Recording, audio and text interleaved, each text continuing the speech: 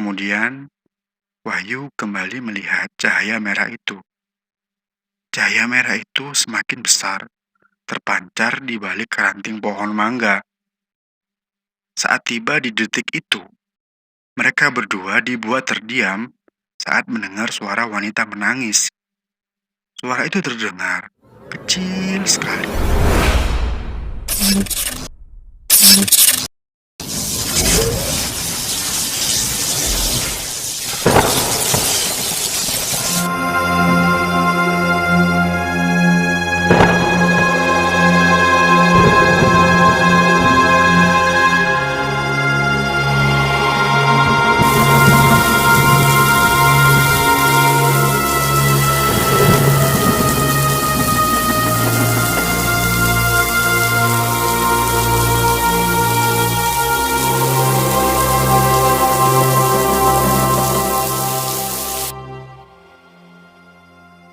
Assalamualaikum warahmatullahi wabarakatuh. Selamat malam semuanya, selamat pagi, dan juga selamat siang untuk kalian pendengar cerita horor siang-siang. Kembali bersama saya Indra di Lepas Tengah Malam, sebuah channel yang membahas serta menceritakan kejadian mistis dan cerita horor yang berdasarkan cerita nyata. Cerita ini saya bacakan dari utas Mas Rian di Twitter tentang pengalaman seorang temannya dengan kos-kosannya yang serem. Tak bosan-bosan saya ingetin buat kalian yang suka dengan cerita-cerita horor, jangan lupa like, subscribe, dan nyalakan loncengnya karena Lepas Tengah Malam bakal terus menemanimu dengan cerita horor yang menarik untuk disimak. Yuk, tanpa berlama-lama lagi, langsung kita simak aja ceritanya. Selamat mendengarkan.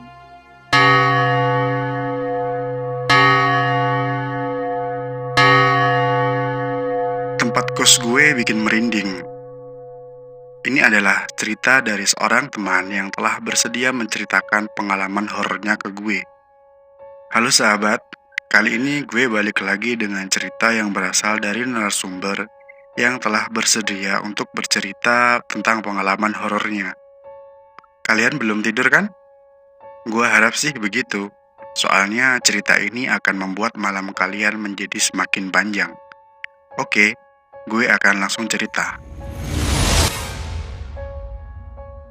Sore hari di hari Sabtu, Wahyu dan salah seorang temannya, dia nggak mau namanya disebut di sini, tengah mengobrol tentang sebuah pekerjaan yang tengah mereka geluti di perantauan.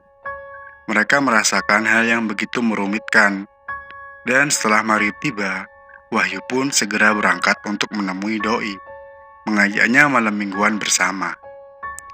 Wahyu pulang kembali ke kosan sekitar pukul 9 malam. Dia mendapati temannya itu tengah asik bermain game. Game mulu, pantes jomblo, ejek Wahyu. Karena dirinya dilanda penat yang begitu berat, Wahyu pun merebahkan dirinya. Temannya itu pun berkata, "Habis dari mana sih lo? Gua ditinggal sendiri." Wahyu pun menjawab, "Makanya, jangan main game mulu, cari pacar sono, biar hidup lo gak garing." Wahyu pun kemudian pergi ke dapur, berniat untuk membuatkan secangkir kopi untuk malam minggu mereka berdua. Saat Wahyu tengah membuat sebuah kopi, tiba-tiba terdengar seperti ada suara langkah kaki yang mendekatinya.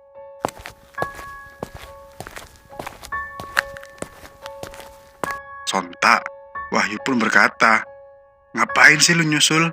Orang gue cuma bikin kopi." Wahyu pun sejenak terdiam, karena tak ada jawaban. Saat ia melihat ke belakang, tak ada siapa-siapa. Lalu, langkah kaki siapa tadi yang ia dengar? Saat Wahyu kembali ke kamar kosnya, temannya itu masih setia terduduk dengan gamenya yang ada di layar ponsel. Lalu ia kembali berpikir, suara langkah siapa yang ia dengar tadi? "Gue kira lo tadi nyamperin gue ke dapur," ucap Wahyu kepada temannya. "Ngapain juga gue nyamperin lo?" jawab temannya kembali. Wahyu tak mau berpikir hal-hal yang aneh-aneh. Kemudian ia pun bercerita tentang pacarnya. "Ah, jangan cerita cewek depan gue, males gue." kata temannya. Wahyu pun berkata, "Ya pantes, lo kan jomblo, hahaha." Cerita antara kedua sahabat itu pun semakin mengalir. Kemudian, mereka berdua tiba-tiba mendengar suara orang menangis. Dan suara itu seperti suara anak kecil. Wahyu dan temannya pun penasaran dan melihat keluar kamar. Di luar, mereka tak menemukan siapa-siapa, apalagi anak kecil. Lalu, malam itu, mereka pun memutuskan untuk berdiam diri di luar, sambil bermain gitar. Mereka bernyanyi dan terus bernyanyi. Kemudian, tiba-tiba, Wahyu melihat sebuah cahaya merah dari balik pohon mangga. Temannya berkata, "Itu mah lampu." "Masa sih? Mana ada lampu di atas pohon mangga?" balas Wahyu. Mereka berdua kemudian tak menghiraukannya dan lanjut kembali bernyanyi. Saat Wahyu melihat kembali ke pohon mangga, tiba-tiba cahaya merah itu telah hilang. Wahyu enggan mengobrolkan perihal tersebut. Ia kemudian memainkan ponselnya sambil mendengarkan temannya itu bernyanyi sambil memetik gitar. Tak terasa, hari semakin larut. Wahyu melihat jam di ponsel sudah pukul 11 malam. Wahyu pun mengajak temannya itu untuk masuk. Tapi kata temannya, "Tanggung ah, begadang aja yuk." Wahyu pun menurutinya. Dan kemudian Wahyu kembali melihat cahaya merah itu. Cahaya merah itu semakin besar, terpancar di balik ranting pohon mangga. Dan saat tiba di detik itu, mereka berdua dibuat terdiam saat mendengar suara wanita menangis. Suara itu terdengar kecil sekali. Mereka dibuat hening dan kemudian saling menatap satu sama lain. Temannya Wahyu pun berkata, "Santai, nih rokok dulu," katanya. Sambil merokok dan terus bercerita, suara nangis itu semakin perlahan, dan menghilang. Mereka pun sejenak merasa lega. Namun, tiba-tiba ada kain putih melayang di hadapan mereka. Wahyu terkejut dan berlari masuk ke dalam kamar. Kemudian disusul oleh temannya. Di dalam kamar, mereka berdua mengucap istighfar berkali-kali. "Tuh kan, bener kata gue ada yang gak beres," ucap Wahyu. Temannya itu merebahkan dirinya dan menutup wajahnya dengan guling. Sementara, Wahyu masih terduduk dan terus mengucapkan istighfar. Tadi yang melayang itu apa ya? Batin Wahyu.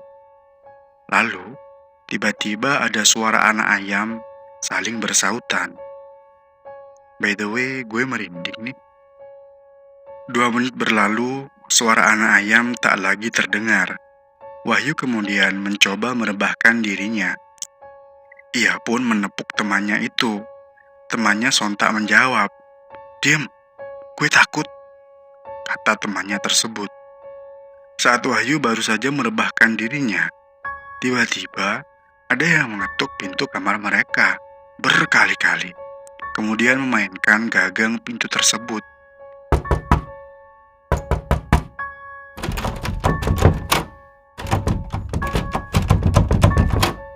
Mereka semakin dibuat ketakutan. Wahyu pun kemudian menutup wajahnya dengan guling, seperti apa yang dilakukan oleh temannya. Lalu, suara itu pun hilang. Wahyu dan temannya kembali terduduk. Mereka berdua melihat jam menunjukkan pukul 12:30 malam. Menurut mereka, malam minggu ini adalah malam minggu penuh misteri. Sebelumnya, mereka pun pernah merasakan hal negatif seperti ini, namun tak begitu menyeramkan seperti malam ini. Saat mereka terduduk, Wahyu berkata, "Lo denger gak tadi?" Temannya menjawab dengan anggukan. "Lihat yuk," ajak Wahyu. Temannya sempat menolak, namun Wahyu menarik tangannya dan kemudian mengecek keluar rumah. Di sana tak ada siapa-siapa. Hening, tak ada kehidupan, tak ada aktivitas. Lalu, siapa tadi yang mengetuk pintu dan memainkan gagang pintu kamar mereka? Mereka kemudian saling bergegas dan buru masuk ke dalam. Wahyu kemudian mengunci pintu dan kembali merebahkan dirinya. Suasana menjadi hening. Mereka berdua tak bicara. Lalu tiba-tiba di antara keheningan mereka terdengar suara perempuan meringis, seperti kesakitan dan berkata, "Tolong, tolong." Wahyu pun sontak berteriak, "Allahu Akbar." Lalu suara itu pun hilang dengan sendirinya.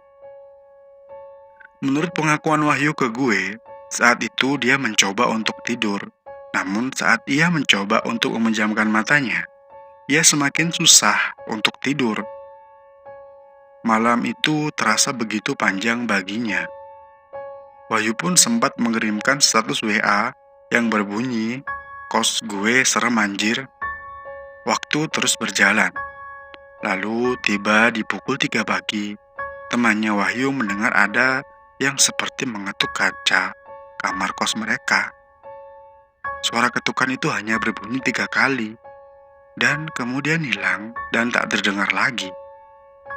Sementara itu, Wahyu bercerita bahwa ia mendengar suara perempuan tertawa. Suara tertawanya yang melengking itu terasa masih terngiang di telinganya hingga sekarang. Suara itu yang membuat bulu kuduk berdiri dan merasa ketakutan. Lalu, waktu yang ditunggu akhirnya tiba, adzan subuh. Mereka berdua akhirnya merasa lega setelah mendengar suara adzan berkumandang. Mereka berdua pun pergi keluar rumah. Namun, saat mereka keluar rumah, terdengar suara burung hantu yang terdengar begitu jelas sekali. Mereka kemudian berebut paling dulu masuk ke dalam dan kembali merebahkan diri mereka seraya membaca istighfar berkali-kali.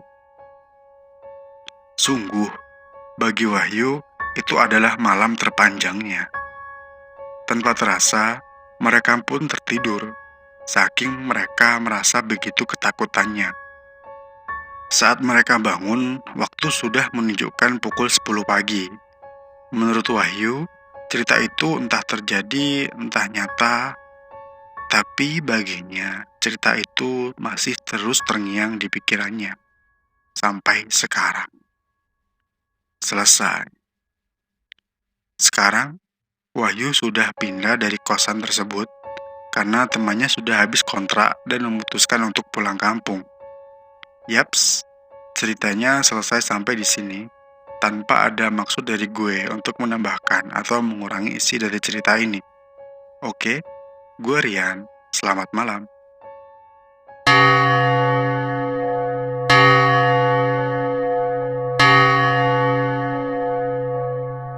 Demikian cerita kos-kosan seram udah selesai. Terima kasih untuk Mas Rian. Juga terima kasih untuk kalian semua yang selalu dukung channel ini. Dan bila ingin kirim cerita ke sini, bisa kirim via email ke lepastengahmalam@gmail.com atau ke Instagram @lepastengahmalam. Sekian, saya Indra. Undur diri dulu. Terima kasih. Wassalamualaikum warahmatullahi wabarakatuh.